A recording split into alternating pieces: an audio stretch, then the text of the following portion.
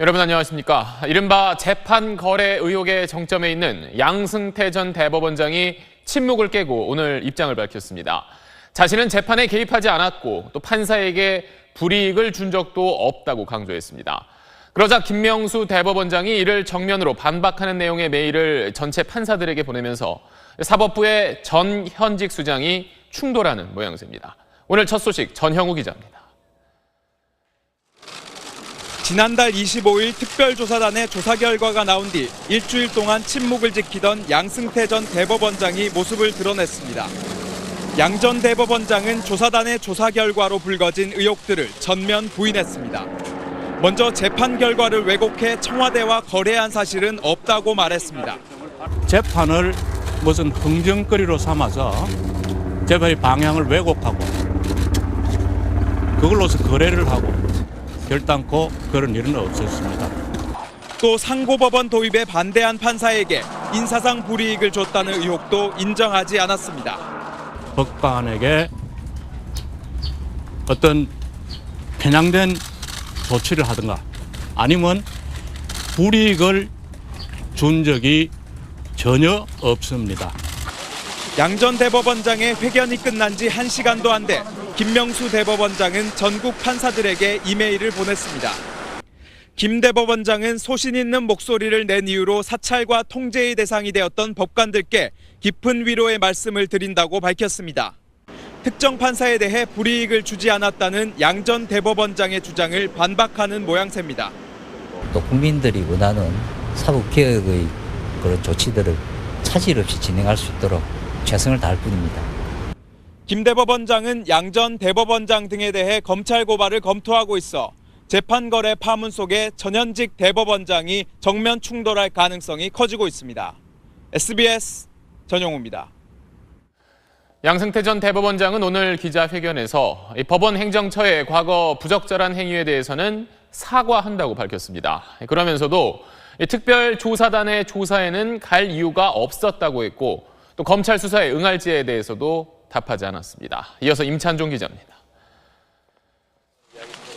양승태 전 대법원장은 자신의 재임 기간에 법원 행정처에서 부적절한 행위가 있었다는 조사 결과에 대해 사과했습니다. 단 사실이라면이란 단서를 달았습니다. 그러한 지적에 대해서 만약 그게 사실이라면 제가 그걸 막지 못한 그런 책임이 있다고 통감을 하고 있고 그에 대해서 국민 여러분께 정말 송구스럽다고 사과 말씀을 드리고 그러면서 특별조사단 조사에 대한 불편한 속내를 감추지 않았습니다. 거의 1년이 넘게 이루어졌죠.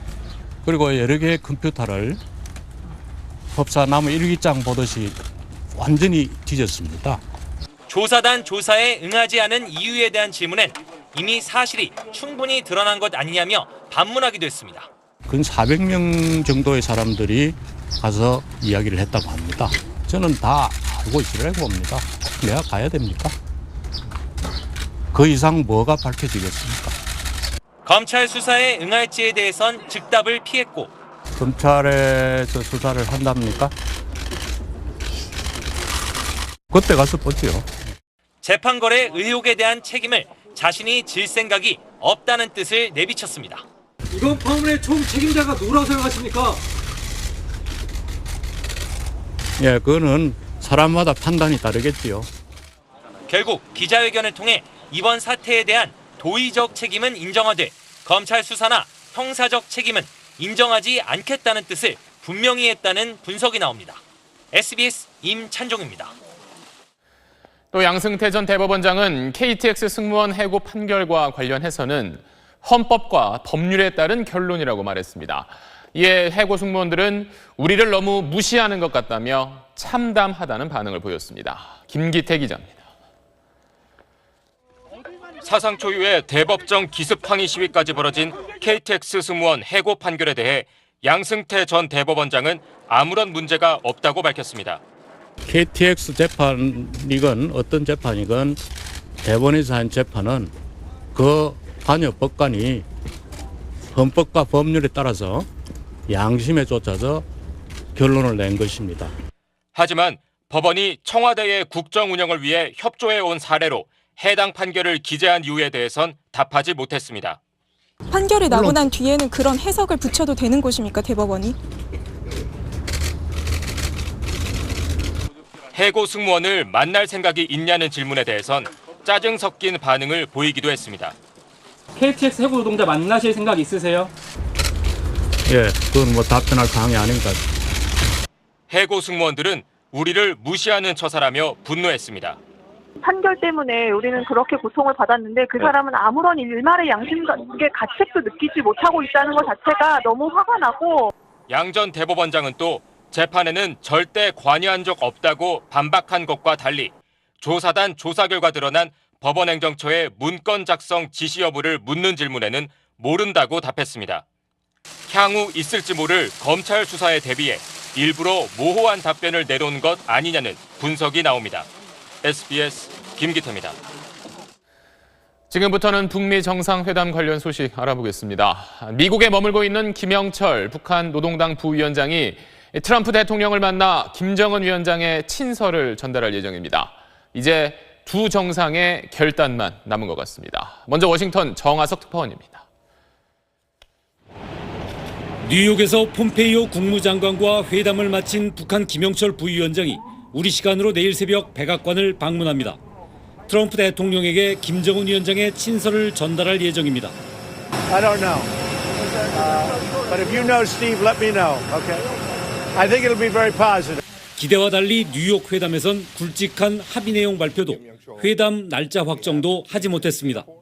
We wanted to make sure we covered topics which we made sure that we were clear on in terms of what our expectations were and their expectations in return. 실무에서 할 수 있는 얘기는 다 나눴지만 한 곱이 넘기 위해선 정상 차원의 결단이 필요하다는 뜻으로 해석됩니다. 워싱턴 외교가에선 북미 실무 협상을 통해 비핵화에 대한 서로 다른 생각이 구체적으로 드러났다는 분석이 나오고 있습니다. 북한 비핵화에 미사일이 포함될 거라는 트럼프 대통령의 오늘 언급도 북한이 말하는 비핵화엔 없는 그림일 수 있다는 겁니다.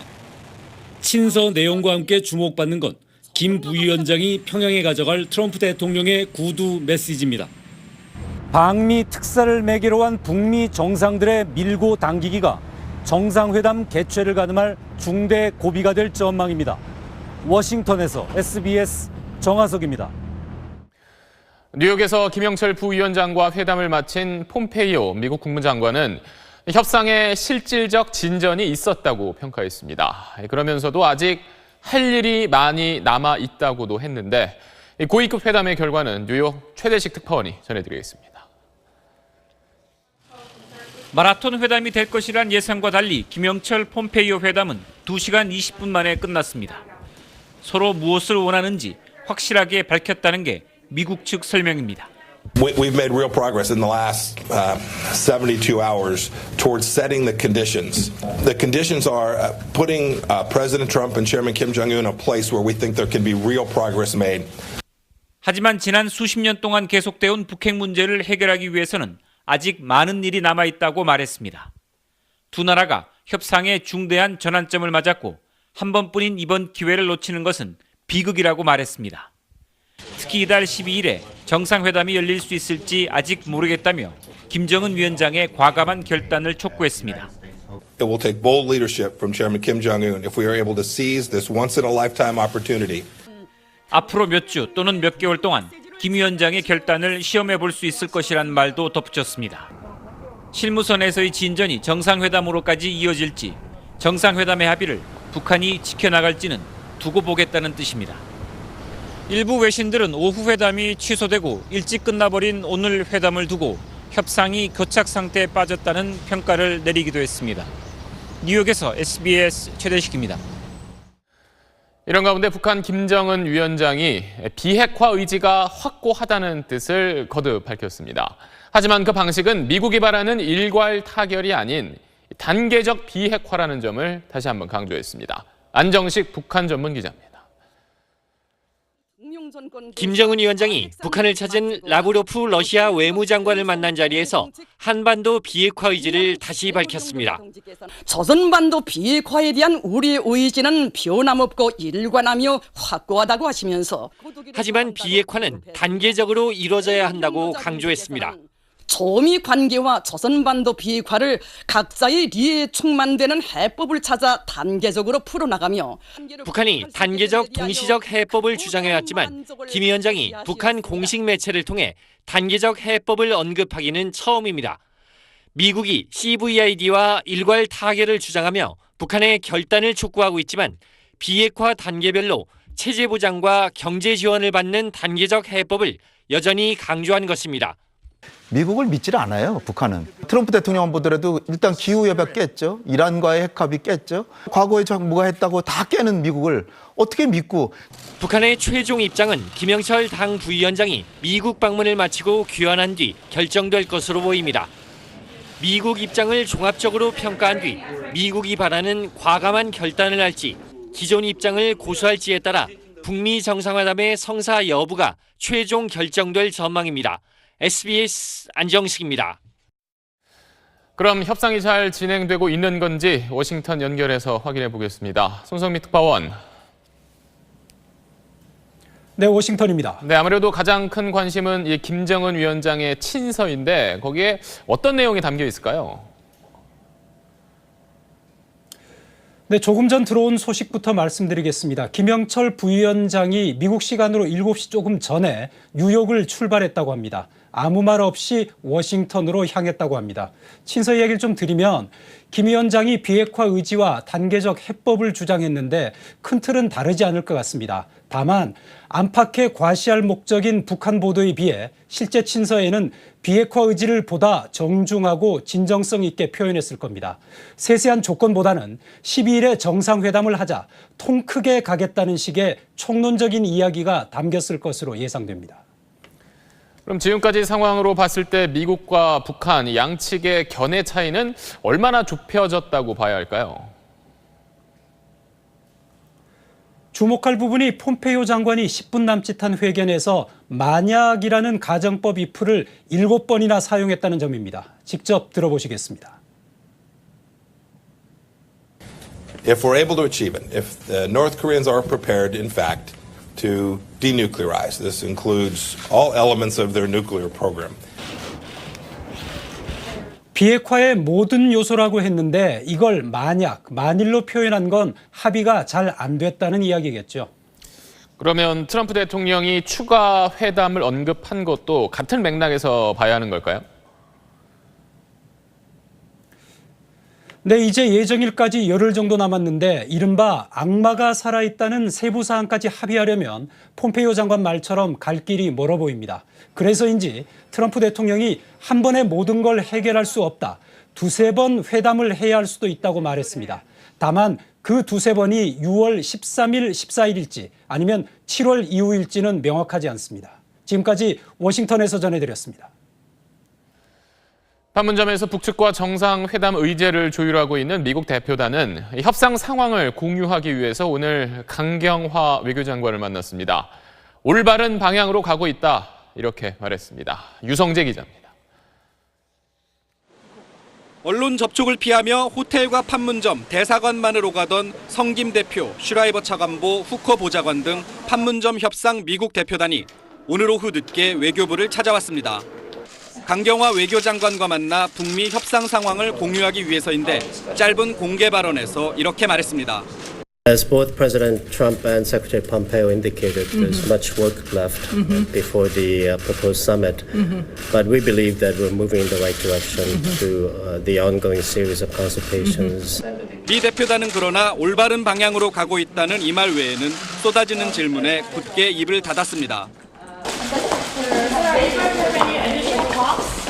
강 장관은 오늘 아침 폼페이오 미 국무장관과도 전화 통화를 했는데 김영철과의 뉴욕 협의 결과와 북미 정상회담 추진 동향에 관한 미국 측 구상을 들었다고 외교부는 밝혔습니다.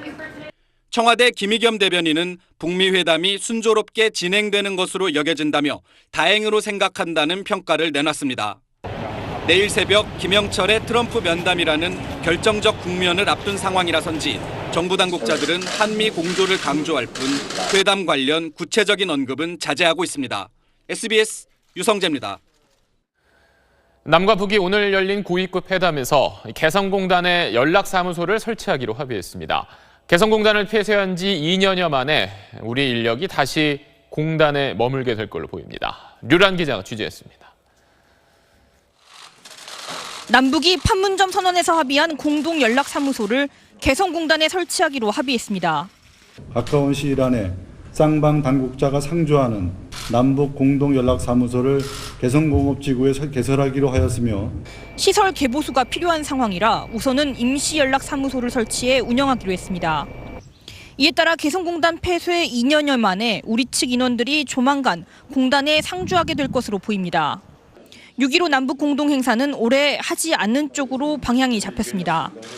북측은 오늘 남측 지역에서 행사를 열자고 제안했지만 북미 정상회담 등 일정들이 많은 만큼 올해에는 개최하지 않는 쪽으로 의견을 모았다고 조명균 통일부 장관은 밝혔습니다. 북한에 억류돼 있는 우리 국민에 대한 논의도 이뤄졌습니다.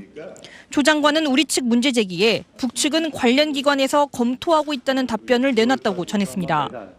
후속 회담 일정도 줄줄이 합의됐습니다. 장성급 군사회담은 오는 14일, 8.15 이산가족 상봉 행사를 논의할 적십자 회담과 통일 농구 경기 대회와 아시안 게임 공동 참가를 논의할 체육회담은 각각 오는 22일과 18일에 열립니다. 회담 일정이 합의됐지만 모두 북미 정상회담 이후인 만큼 회담의 실제 개최 여부는 북미 정상회담 결과와 연동될 것이라는 관측이 많습니다. SBS 유란입니다.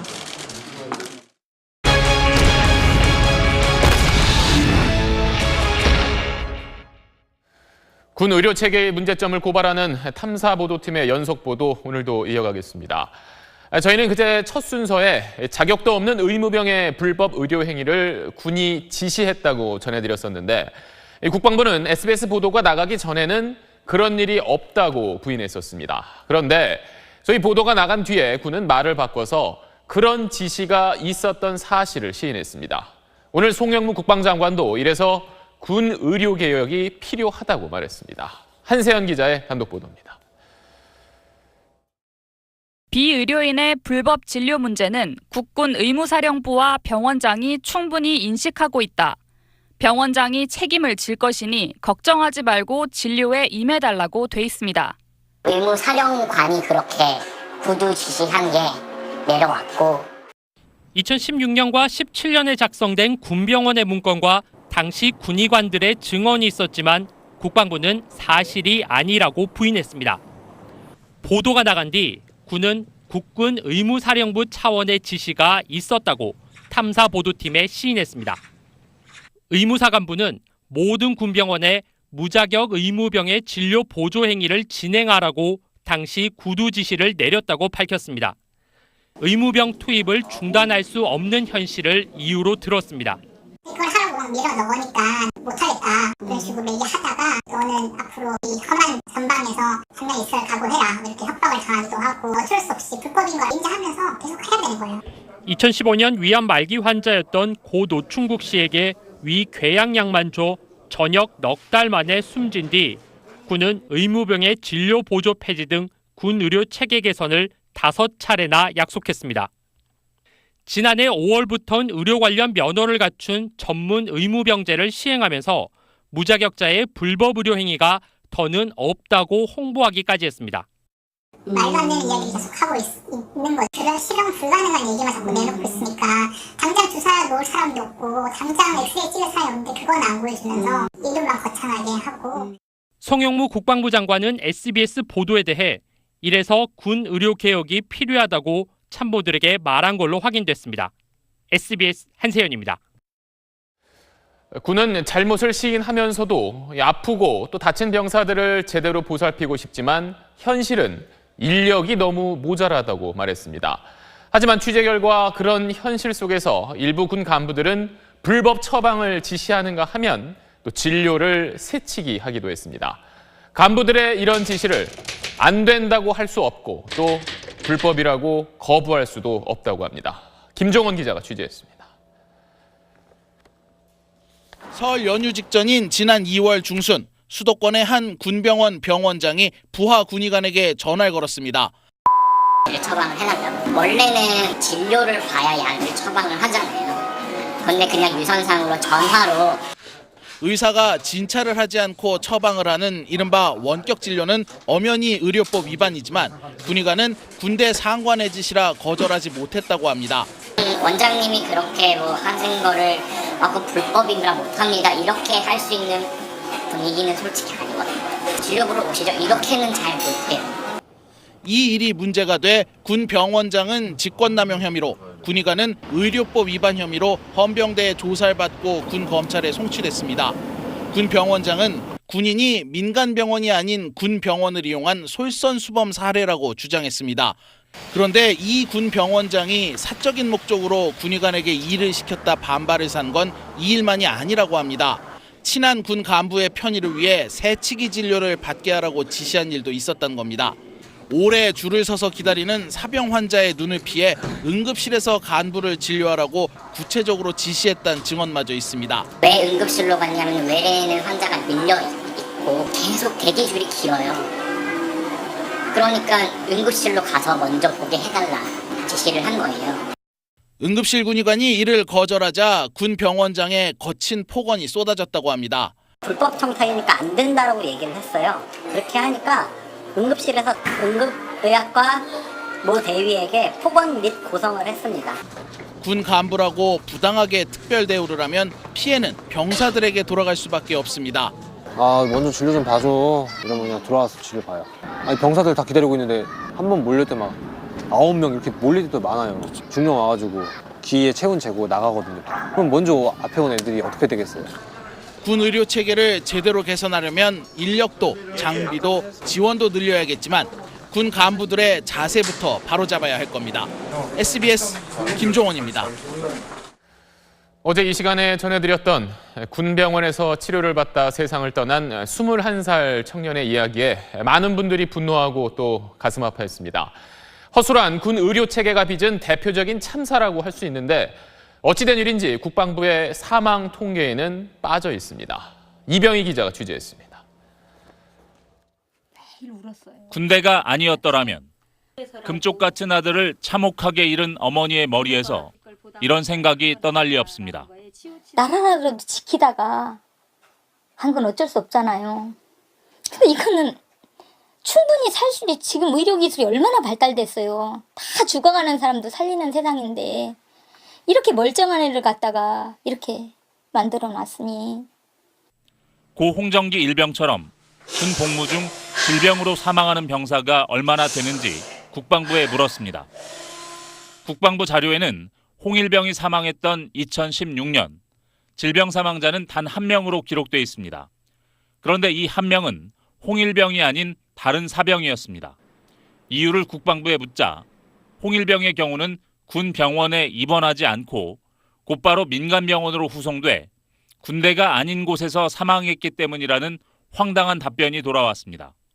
탐사 보도팀은 매년 질병이나 부상으로 장애를 입거나 사망하는 사병의 숫자를 국방부에 요청했지만 아직 답변을 내놓지 못하고 있습니다. 아직 군에는 정확하게 매년 폐렴으로 몇 명 정도가 입원을 하고 몇 명 정도가 중환자실을 갔다가 몇 명 정도가 이때까지 죽었는지에 대한 정확한 통계도 아직까지는 없고 대책 같은 것들이 부족하죠. 군 병원에서 이루어지는 무자격 의료 행위 건수도 제대로 파악하지 않고 있습니다. 이런 기초적인 통계조차 내지 않고 있는데 군이 과연 사병의 건강권을 최우선으로 한다고 계속 외칠 수 있을지 의심스럽습니다. SBS 이병희입니다. 네, 경기도 여주의 한 사립박물관에 70대 남성이 불을 질렀습니다. 친일파가 싫다며 불을 냈다는데 박물관 측은 설립자는 친일파와 아무 관계가 없다고 해명했습니다. 백운 기자의 보도입니다. 가방을 맨 한 남성이 목조 건물 근처를 어슬렁거리다 안으로 들어갑니다. 남성이 나오자 순식간에 연기가 피어오르고 남성은 물끄러미 불구경만 합니다. 그러면서 직접 화재 신고까지 했습니다. 20여 대의 소방차가 출동해 50여 분 만에 불을 껐습니다. 인명피해는 없었지만 건물이 모두 불에 탔습니다. 불에 탄 목조 건물은 폭삭 주저앉았고 검은 숯덩이만 남았습니다. 이곳에 보관돼 있던 작품 50여 점도 건물이 무너지며 함께 묻혔습니다. 경찰에 붙잡힌 70대 남성은 친일파가 싫어 불을 질렀다고 주장했습니다. 불을 처음 낸 곳은 단군상과 불상 조각품이 있던 민족관이었습니다. 남성은 범행 3주 전에도 박물관을 찾아와 설립자의 조각품 중 사갓이 일본식인 게 있다며 항의한 것으로 드러났습니다. 작품이 약간 좀 일본스러운 거 아니냐라는 약간 불만을 좀 가지셨었던 것 같아요. 또 그런 좀 말씀을 하시지 않을까 해서 좀 멀리서 이렇게 지켜보고 있었는데 박물관 측은 친일파와는 아무런 관계가 없다고 밝혔습니다. 이 남성에 대해 구속영장을 신청한 경찰은 펑 소리와 함께 불길이 번졌다는 목격자 진술을 토대로 인화물질 사용 가능성을 조사하고 있습니다. SBS 백운입니다. 음란 사이트에 유출된 유튜버 양혜원 씨의 사진을 처음 촬영한 남성을 경찰이 찾아냈습니다. 이미 양 씨에게 노출 촬영을 강요하고 성추행한 혐의로 조사받고 있던 사진 동호인 모집책이었습니다. 보도에 안상우 기자입니다. 경찰이 양예원 씨의 폭로 이후 2주 만에 무단 유포된 사진의 촬영자를 찾아냈습니다. 당시 비공개 촬영회에서 사진 촬영 동호인들을 모집했던 최모 씨였습니다. 최 씨는 양 씨를 성추행하고 노출 촬영을 강요한 혐의로 경찰 조사를 받고 있었습니다. 경찰은 유출된 사진에 담긴 정보로 촬영한 카메라 기종을 밝혀냈고 당시 같은 기종을 사용한 최 씨를 어제 불러 유출된 사진을 직접 찍었다는 자백을 받아냈습니다. 최 씨는 촬영 이후 사진 파일이 담긴 저장 장치를 잃어버렸다며 유출 혐의는 부인한 것으로 전해졌습니다. 하지만 경찰은 최 씨가 저장 장치를 잃어버린 경위를 전혀 진술하지 못한 점에서 최 씨가 최초 유출자일 가능성을 배제하지 않고 있습니다. 경찰은 양 씨에 대한 추가 조사를 마치는 대로 다음 주에 스튜디오 실장 정모 씨를 재소환할 방침입니다. 촬영을 전후해 양 씨와 스튜디오 실장 사이에 오간 카카오톡 메시지에 대한 입장과 대화가 오간 경위를 확인할 것으로 보입니다. SBS 안상우입니다.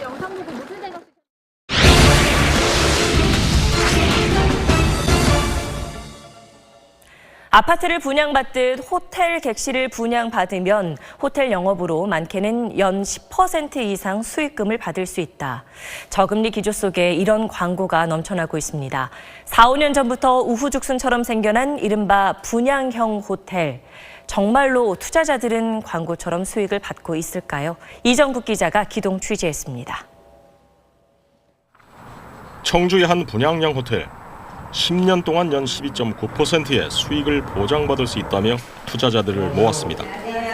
하지만 10년은커녕 석 달치 대출 이자만 지급하더니 이후로는 한 푼도 주지 않았습니다.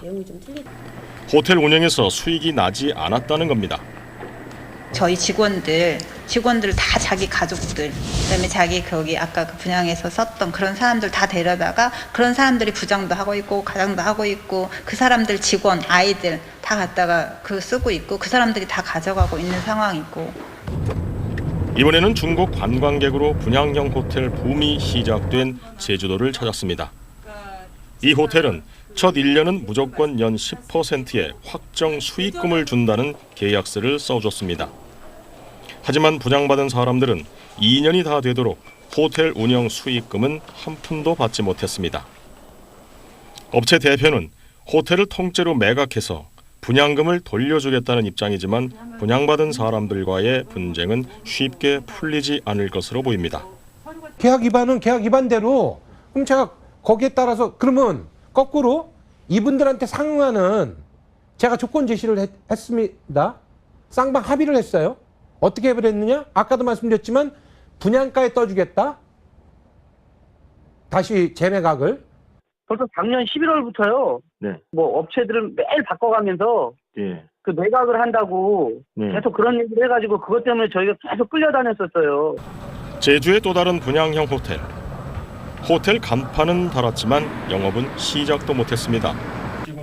분양업체가 시공사의 공사 대금 대신 미분양 객실 일부와 호텔 운영권을 넘기면서 분쟁이 벌어졌기 때문입니다.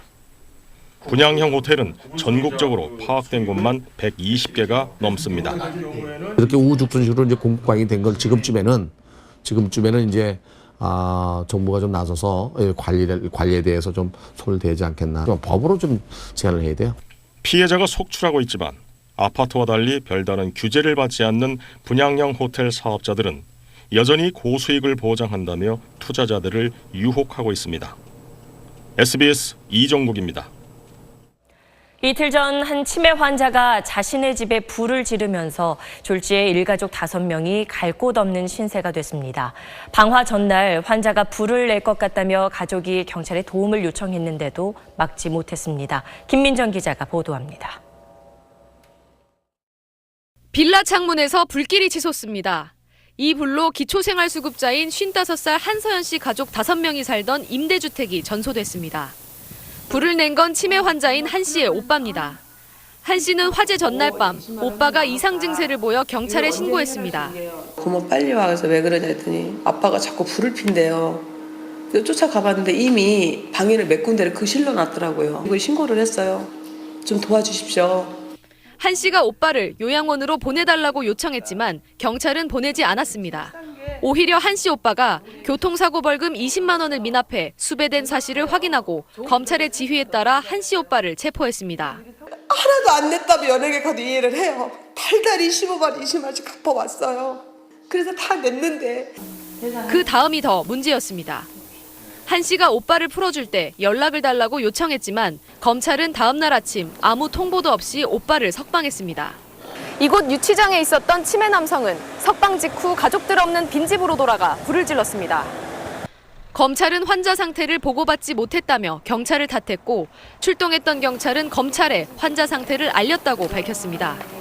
5 식구가 갈 곳 없는 처지에 빠졌지만 검경은 서로 책임 떠넘기기에 급급한 모양새입니다. SBS 김민정입니다. 6월이 더위와 함께 시작됐습니다. 오늘 서울의 낮 최고 기온은 30도를 웃돌았고 남부지방엔 올해 첫 폭염주의보가 내려졌습니다. 부산 해운대 해수욕장은 오늘 문을 열었습니다. 송성준 기자입니다. 18년 해운대 해수욕장의 개장을 선언합니다. 전국에서 처음으로 부산 지역 해수욕장이 문을 열었습니다.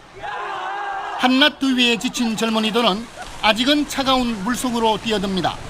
처음 바닷가에 발 담그니까 너무 차갑더라고요. 차가워도 이렇게 넓은 탁 트인 바다 보고 하니까 기분 좋고 행복합니다. 하나, 둘, 셋. 백사장엔 햇살에 몸을 맡긴 선텐족이 자리를 잡았고 아이들은 모래장난에 시간 가는 줄 모릅니다. 해운대와 송정, 송도 해수욕장은 오늘 개장했고 한 달 뒤에는 광안리 해수욕장 등 나머지 4곳 해수욕장이 문을 엽니다. 경남 창녕의 한낮 기온은 33.9도로 전국에서 가장 높았습니다. 대구와 광주 등 남부 내륙은 33도 안팎까지 오르면서 올해 들어 첫 폭염주의보가 발령됐습니다. 서울도 올해 최고 기온인 30.2도까지 치솟았습니다.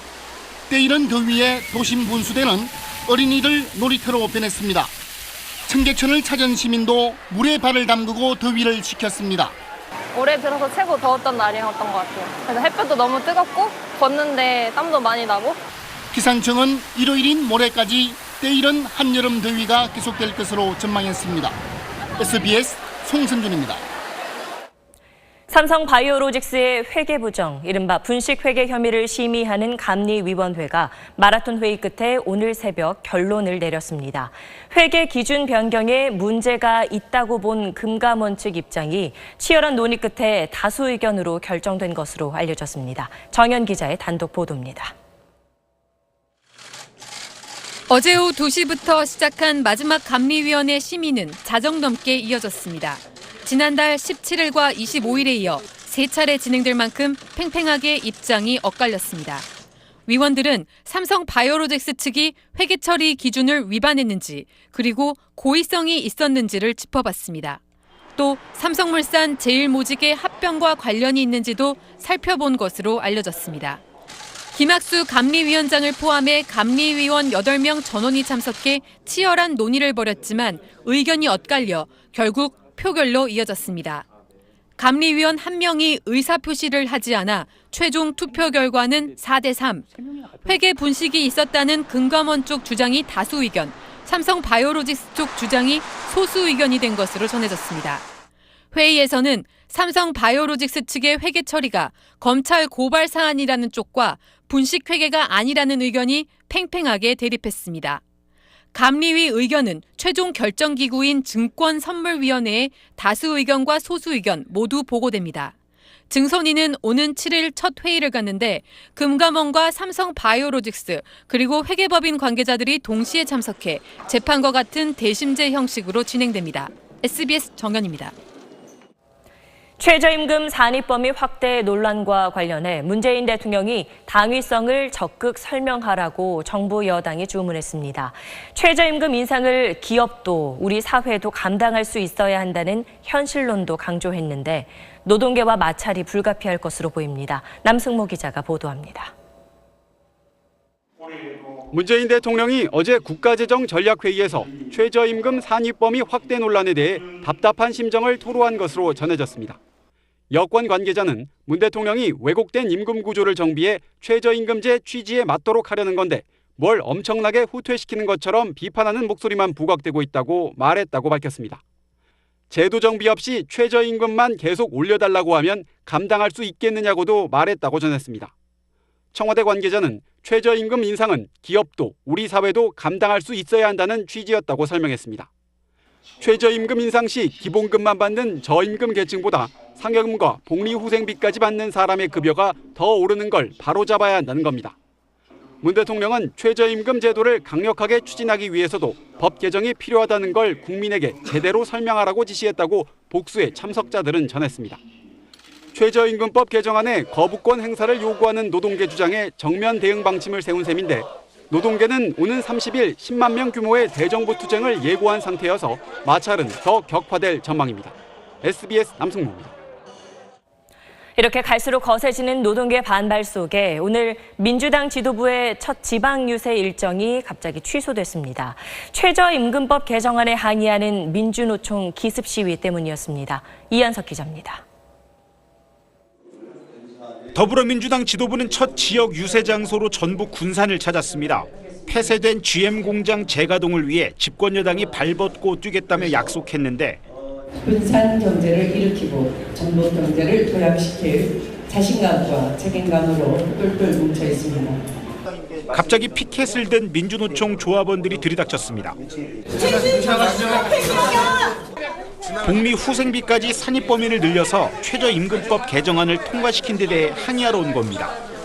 추 대표는 뒷문으로 서둘러 빠져나갔고 조합원들과 당직자들 사이에 몸싸움까지 벌어졌습니다. 결국 준비했던 현장 유세 일정은 취소됐습니다. 민노총은 선거 기간 내내 항의 시위를 이어가며 여당을 압박할 계획입니다. 돌파구를 찾지 못하던 야권도 민생과 경제 이슈에 집중할 태세입니다. 자유한국당은 체감 경기가 최악이라며 문재인 정부의 소득주도 성장론에 날을 세웠습니다. 내 살림이 지난 1년 동안 좋아졌는데 지금 경제가 파국 직전이. 최저임금 논란으로 촉발된 노동계와 보수야당의 이중 공세가 지방선거 민심에 악영향을 주지는 않을지 민주당은 내심 걱정하는 분위기입니다. SBS 이한석입니다. 권영진 자유한국당 대구시장 후보가 어제 유세 과정에서 한 여성에게 밀리는 듯 넘어지며 다쳤습니다. 여성의 폭행 테러다, 후보의 할리우드 액션이다 논란이 있는 가운데 경찰이 조사에 나섰습니다. 이세영 기자입니다. 자유한국당이 선거 테러라고 주장한 어제 대구시장 선거 유세 과정의 한 장면입니다. 한 여성이 다가와 두 팔을 내밀자 권영진 한국당 후보가 바닥에 쓰러집니다. 뭐야? 카메라 돌려보세요. 권 후보는 엉덩이 뼈를 다쳐 전치 3주 진단을 받았고 선거운동 일정을 잠정 중단했습니다. 영상 속 여성은 장애아를 둔 어머니로 장애인 단체와 함께 장애인 권리보장 정책 협약을 요구하기 위해 유세장에 갔었다며 폭력을 행사할 의도는 없었다고 말합니다. 멈춰달라는 의미로 손을 그냥 내밀었어요. 네. 제가 닿았다고는 저는 생각이 안 들거든요. 넘어갈 정도의 그거는 저는 아니었다고 하거든요. 폭행이다, 할리우드 액션이다 논란이 이어지는 가운데 권 후보가 오늘 SNS에 직접 글을 올렸습니다. 우발적 행동이었으리라 생각하며 당 관계자들의 선거 테러란 표현은 과했다고 썼습니다. 저는 그분에 대한 어떠한 처벌도 원하지 않습니다. 경찰은 오늘 오후 해당 여성과 면담을 하고 당시 상황에 대한 사실관계를 조사했습니다. SBS 이세영입니다. 언제 몇 시간을 더 일하든 상관없이 일정한 초과 근로수당만을 정해 지급하는 걸 포괄임금제라고 부릅니다. 지난해 기준으로 절반 넘는 10인 이상 사업장에서 이 제도를 운영하고 있는데 대부분 정당한 수당보다 훨씬 적게 받아 논란이 돼왔죠. 정부가 다음 달 근로시간 단축 시행에 맞춰서 이 포괄임금제를 대대적으로 손보기로 했습니다. 곽상은 기자가 취재했습니다. 직원 수 1,600명인 이 전자상거래 업체는 오늘부터 포괄임금제를 전면 폐지하기로 했습니다. 팀장급 직원들을 대상으로 설명회를 열었습니다. 초과 근로는 회사의 비용으로 이어지니 최소화하라는 주의사항이 이어집니다. 정부 입장은 단호하고 저희가 준비할 수 있는 시간을 좀 더 확보하자는 차원에서 미리 시행하게 됐고요. 포괄임금제는 근로시간을 산정하기 어려운 일부 직종에 한해 판례로 인정됐지만 외환위기 이후엔 일반 사무직을 대상으로도 빠르게 번져나갔습니다. 직원이 야근을 많이 해도 추가 비용이 들지 않아 이른바 공짜 야근을 부추기는 원인이 됐습니다. 바쁠 때는 그래도 하루 2시간씩 바쁠 때는 하루에 5시간씩 할 때도 있으니까 거의 100시간이 되겠죠. 정부의 근로시간 단축 정책에 따라 폐지를 결정하는 기업들이 늘고 있지만 아직도 눈치를 보는 곳이 많습니다. 초과 근무 시간만큼을 사람을 더 채용해서 하면 되지 않냐 그런 논리인데 고민들이 많은 것 같습니다. 정부는 포괄임금제를 사실상 폐지하는 수준의 개선 방안을 곧 발표할 예정이어서 20년간 지속한 공짜 야근 관행이 사라지는 계기가 될지 주목됩니다. SBS 곽상은입니다. 교통사고를 줄이기 위해 SBS는 올 한 해 집중 보도를 이어가고 있습니다. 이번 순서는 치사율이 전체 교통사고의 2배에 이르는 졸음운전인데 그 위험성과 해결책을 실험을 통해 알아봤습니다. 이현영 기자입니다. 최근 3년 동안 5월과 6월 2달간 졸음운전 사고로 평균 56명이 숨졌습니다. 평균보다 20%가 많습니다. 그만큼 요즘은 졸음운전을 가장 경계할 시기입니다. 눈의 조건을 졸릴 때처럼 만들어주는 고글을 쓴 뒤 운전 실험을 해봤습니다. 이리저리 운전대를 틀어보지만 차선을 넘기 일쑤입니다. 실험 결과 S자 코스의 차선 이탈 횟수가 정상 상태보다 배가 넘게 많았고 T자 코스에서도 절반이 늘어났습니다. 운전을 할 때는 그 시각적인 정보가 95% 이상 차지한다. 우리가 졸음운전을 하게 되면 그 정보 획득이 순간적으로 단절이 돼서 졸음운전을 막기 위한 연구도 한창입니다. 카메라로 눈 깜빡임과 얼굴 각도를 분석해 경고음을 내는 장치. 졸음운전에 주의하세요. 심박수를 측정해 운전자가 졸면 알아서 떨리는 팔찌도 곧 상용화될 예정입니다. 10년 사이 교통사고 사망률을 30%나 줄인 미국의 방법도 참고할 만합니다. 운전자의 졸음을 막는 노면 요철 포장, 럼블 스트립이 그중 하나입니다. 미국 버지니아주에서는 고속도로뿐 아니라 제가 서 있는 이곳 일반 국도에서도 럼블 스트립을 어렵지 않게 찾아볼 수 있습니다. 차선을 따라 울퉁불퉁하게 홈입해인 이 럼블 스트립 차선을 지나가면 차량엔 진동과 함께 소음이 발생합니다. 10%의 도로 이탈 사고가 고속도로가 아닌 제2지역으로 사고가 나기 때문에 버진에서는 주간선도로와 보조간선도로 이러한 도로에도 확충을 하고 있는데요. 2000년대 초반부터 미국 50개 주가 럼블 스트립을 설치하면서 중상과 사망 사고가 15%에서 많게는 35%까지 줄었습니다. Closed off a couple of times, but I learned my lesson. You know, the rumble strips, they really help. Loud noise and it starts shaking real bad, so you'll wake up, you know.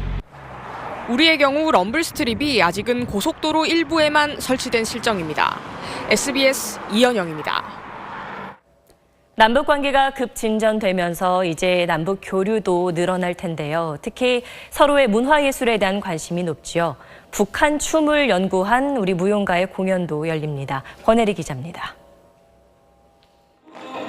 우리 전통춤과 비슷하고 의상이나 부채 같은 소품도 눈에 익습니다.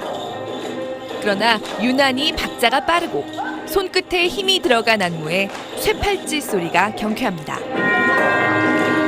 남성 무용수의 춤에는 러시아 민속 무용의 자취가 배어 있습니다. 현대무용가 안은미 씨가 북한의 춤인 쟁강춤과 팔뚝춤을 연구해 내놓은 안무입니다. 분단 65년, 춤도 휴전선을 경계로 남북이 이렇게 다르게 변해온 겁니다.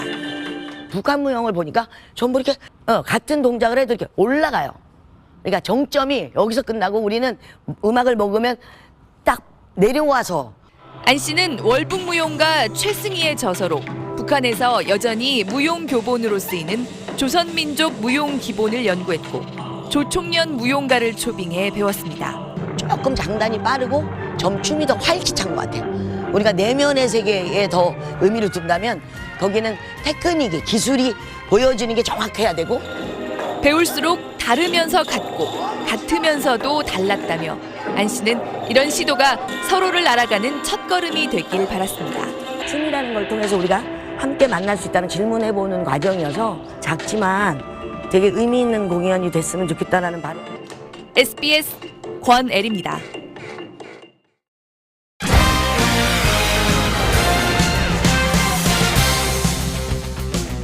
스포츠 뉴스입니다. 축구 대표팀이 스웨덴을 가상한 보스니아 헤르체고비나와 국내 마지막 평가전을 치르고 있습니다. 기성용 선수가 중앙 수비수로 출격한 가운데 1대1로 팽팽히 맞서고 있습니다. 현재 상황 하성룡 기자입니다. 네, 신태용 감독은 온두라스전 선발 명단에서 8명이나 바꾼 3-4-1-2 전술로 보스니아전에 나섰습니다. 스웨덴을 가상한 보스니아전에서 3백 수비를 내세웠는데 부상을 털고 돌아온 주장 기성용이 자신의 100번째 A매치에서 중앙 수비수로 변신해 수비진을 이끌고 있습니다. 공격에서는 온두라스전에서 골맛을 본 에이스 손흥민이 황희찬과 2경기 연속 선발 투톱으로 나섰습니다. 3만 8천여 관중이 전주 월드컵 경기장을 가득 메운 가운데 대표팀은 수비 라인을 견고히 하면서 빠른 역습으로 기회를 노리고 있습니다. 하지만 선제골을 먼저 허용했는데요. 전반 28분 수비 뒷공간이 뚫리면서 비슈차에게 강력한 슛을 내줘 골문을 열어줬습니다. 대표팀은 2분 만에 동점골을 터뜨렸습니다. 황희찬이 밀어준 공을 이재성이 잡아 골키퍼 키를 넘기는 재치 있는 슛으로 골망을 흔들었습니다. 전반 종료를 앞둔 현재 우리나라는 1대1로 팽팽히 맞서 있습니다. 대표팀은 오늘 경기 후 출정식 행사를 열고 월드컵 선전을 다짐합니다. SBS 하성룡입니다. 고교 최고의 투수를 평가받는 덕수고 1학년 장재영 투수에 대해 메이저리그 사무국이 신분조회를 요청한 것으로 확인됐습니다. 장재영 선수는 넥센 장정석 감독의 아들입니다. 단독 보도 유병민 기자입니다. 메이저리그 사무국은 지난달 KBO에 덕수고 1학년 장재영에 대한 신분조회를 요청했습니다. 신분조회는 미국 구단이 한국 선수와 계약하기 전에 신분상 문제가 없는지 확인하는 절차입니다. 프로야구 신인왕 후보 1순위 KT 강백호를 비롯해 특급 유망주들이 2학년 때 신분조회 요청을 받았지만 1학년 선수에 대한 신분조회 요청은 이례적입니다. 만 16살에 이미 최고 시속 150km를 넘긴 장재영은 2, 3학년 선배들을 제치고 고교 최고 투수로 평가받고 있습니다. 고등학교 1학년 때는 155표였고 2학년 때는 155, 3학년 때는 165표였어요. 장재영 외에도 현재 고교 야구에는 눈에 띄는 야구인 2세들이 많습니다. 정혜열 기아 수석 코치의 아들인 광주일고 2학년 정혜영이 어제 황금사자기 결승전에서 눈부신 호투로 팀의 우승을 이끌었고 신경현 전 한화 코치의 아들인 천안 북일고 2학년 신지우도 197cm의 큰 키에서 내리꽂는 강속구로 주목받고 있습니다. SBS 유병민입니다. 최고 권위의 US 여자 오픈에서 이정은 선수가 첫날 공동 선두에 올랐습니다. 지난해 KLPGA 투어 4승으로 전과당에 올랐던 이정은은 5언더파를 쳐 태국의 에리아 쭈타누간, 호주의 사라 제인 스미스와 공동 선두로 나섰습니다. 세계 1위 박인비는 2언더파로 김세영, 김지현, 김효주와 공동 7위에 자리했습니다. 국내 여자 골프 롯데 칸타타 1라운드에선 김나리와 조정민이 나란히 7언더파로 한타차 공동 선두에 올랐습니다. NBA 챔피언 결정 1차전에서 골든스테이트가 클리블랜드를 연장 끝에 꺾었습니다. 클리블랜드의 르브론 제임스는 화끈한 덩크슛을, 골든스테이트 커리는 2쿼터에서 버저비터를 터뜨립니다. 클리블랜드가 종료 4초 전 역전 기회를 잡았는데 자유투를 놓친 데다가 리바운드를 잡은 J.R. 스미스가 이기는 것으로 착각해 슈팅을 하지 않는 뼈아픈 실수를 저질렀습니다. 한숨 돌린 골든 스테이트는 연장에서 17점을 몰아치며 홈에서 첫 승을 거뒀습니다. 미국 PGA 투어 메모리얼 토너먼트 첫날 7언더파 공동 선두에 오른 일본 마쓰야마 히데키의 멋진 샷이글 장면 준비했습니다.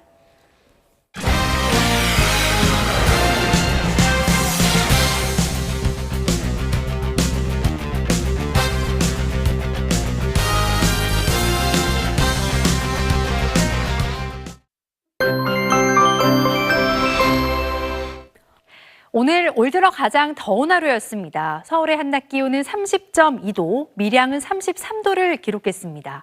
이에 따라 남부 내륙 지역으로는 올 들어 처음으로 폭염주의보가 내려지기도 했는데요. 이 뜨거운 날씨는 주말에도 그대로 이어집니다. 주말 서울의 한낮 기온은 30도 선, 광주는 33도까지 오르겠습니다. 내일 대체로 맑은 가운데 일교차가 크게 벌어지겠습니다. 한낮에 볕이 강하게 내리쬐면서 전국의 오존 농도가 나쁨 수준을 보이겠고요. 부산과 울산 지역에서는 미세먼지에도 각별히 주의하셔야겠습니다. 주말이 지나면 뜨거운 날씨는 조금 누그러질 것으로 보입니다. 날씨였습니다.